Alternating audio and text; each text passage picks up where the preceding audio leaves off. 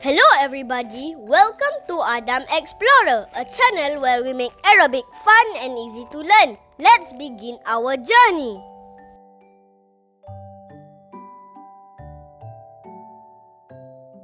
Lesson 5. Introduction to Dhomir, Part 2.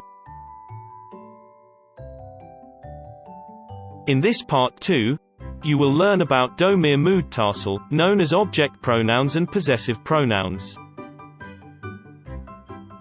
Previously, you have learned the 14 Dhomir pronouns. They are known as Dhomir Munfasil. These Dhomir Munfasil are known as the subject pronouns.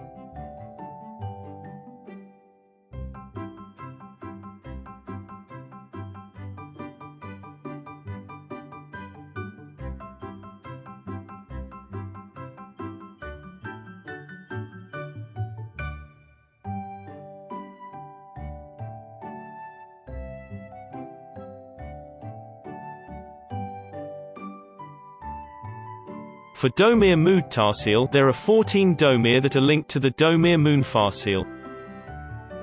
We will explain Dhomir Mudtasil in details.